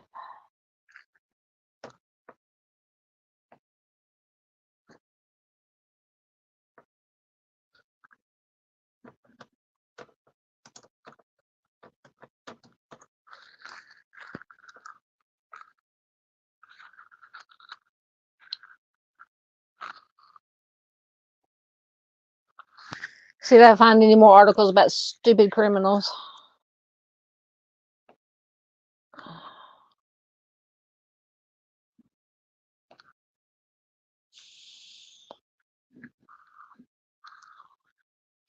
We've been on here almost 2 hours.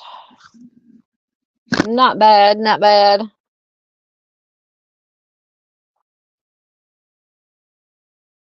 You're welcome, Miss Paula.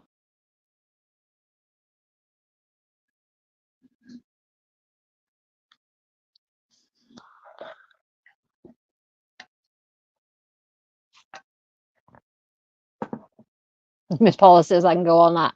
I could go all night if I could get my computer to work and bring something up. Oh, let's see here.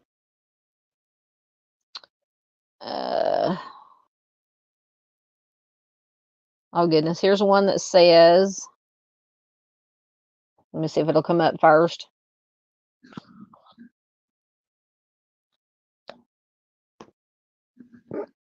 Thank you, Sunday. Oh, won't come up. There it is. Thank you, Sunday. If I can get it to come up, this says what a, well, I can't say that. What a METH. Driver hands over a bag of substances and $3,000 when cops ask for his ID. And this is in Kentucky.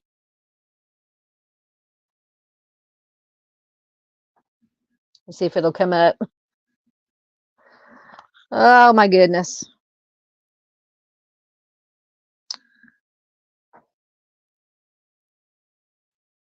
Like a police officer I once knew, or I still know him, says it's, you don't catch the smart ones. All right, so this is from May of this year from Kentucky. A drugged up Kentucky driver hands over a bag of F pills and $3,000 when cops ask for his ID. A Kentucky man pulled a bag of substances and a wad of cash when police officers asked him for his ID. And I wish I could screen share because because this guy looks like somebody that would do something like that.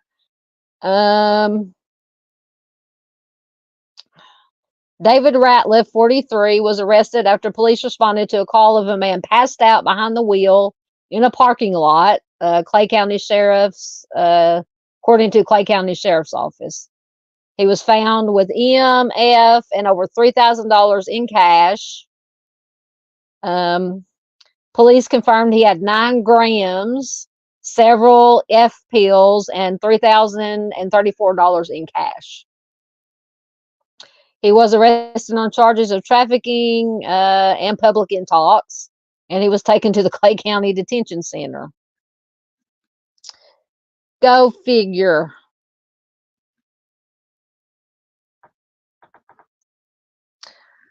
That is what I was wondering. Going back to, let me see if I can go back. Talking about Regina or Renee's case, where her body was found was 6 miles off the road in the woods. Now, depending on how it does not, and I can't remember. Probably gonna get the article to come up again. If the house that she was living at was close to,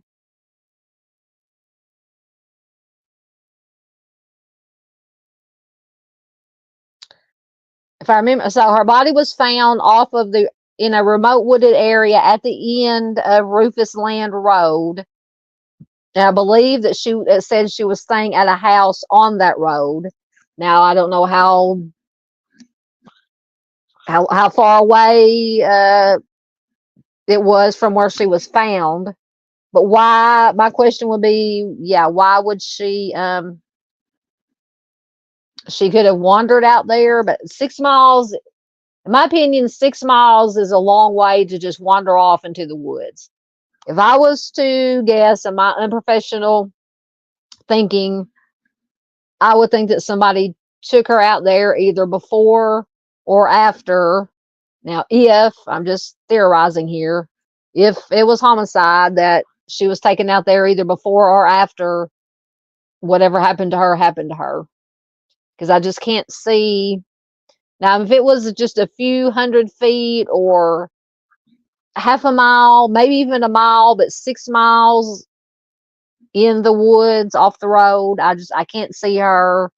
I could be completely wrong. I just can't see her walking all that way.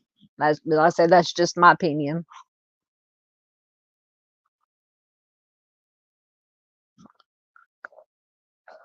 Good night, Miss Charlotte. Miss Charlotte says I will love you and leave you as I'm nodding off. No stamina. It's 3 o'clock in the morning there, or in the afternoon. Thank you for having me. Lovely to see you. Fondest love. It's always wonderful to have you here, Miss Charlotte. Thank you so much, ma'am, for being here. I appreciate it. We love you, Miss Charlotte.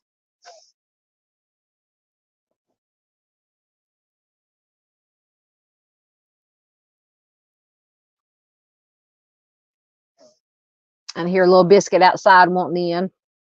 I had to lock him out so he wouldn't totally destroy or try to be a guest on here with me, a co-host. He would end up knocking everything over.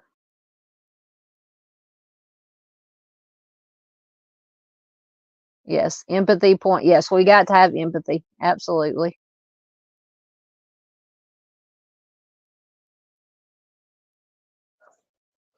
All right. Let me see if there's any other. We're probably fixing to get off of here because my voice is about to go.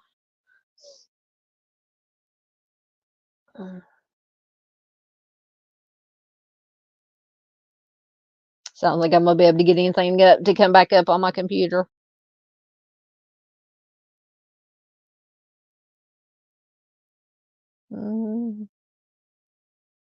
Oh goodness.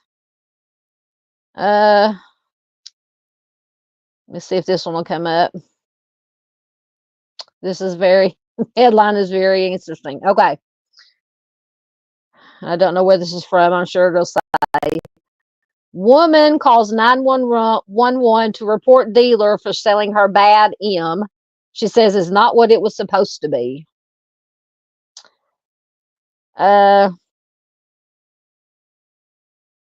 Maybe it doesn't tell where it's at. Anyway, an alleged M user landed herself behind bars when she called, oh, it's in Indiana, when she called Indiana police to rat out her dealer, telling cops the batch was, quote, not what it was supposed to be. Sarah Harris, 34, dialed 911 twice in January to complain that she was supplied with a bad baggie of a substance, according to an arrest affidavit obtained by the Smoking Gun. Harris then allegedly handed the substance over to the cops at her home in the city of Bedford in hopes they could test their authenticity.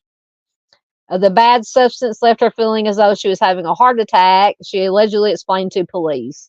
Well, I would think even if it wasn't, I mean, it's all bad in my opinion, that it would make you feel like you're having a heart attack. So she allegedly admitted to snorting a line of the substance and felt something different when it touched her skin and nostrils. She immediately knew it wasn't the experience that she signed up for. She compared the painful sensation to the bowl of normal M that she smoked with a friend previously, according to documents. Harris was apparently willing to admit her legal activity as long as it met retribution for her sketchy dealer. She said, I wanted to turn the person in that provided the bad substance to me. For her candid honesty, Harris was slapped with a possession charge, a felony that carries a maximum 30-month prison sentence, according to charges filed. The arrest does not mark her first run-in with cops. Surprise, surprise. She has prior convictions for theft, substance possession, criminal mischief, disorderly conduct, resisting, and operating a motor vehicle while intoxicated. So there are some of our stupid criminals for the night. All right, guys. Let me see.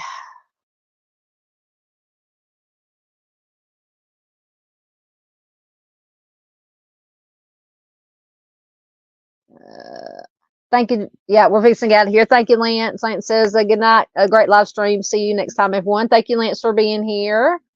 Thank you, Aquarian. Says it was nice to see you all. Take care and stay safe, everyone. Absolutely. Yes, a bad bag of math. That's what I have to start saying instead of the other word.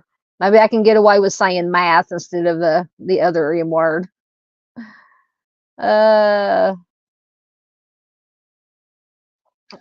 Or plant matter.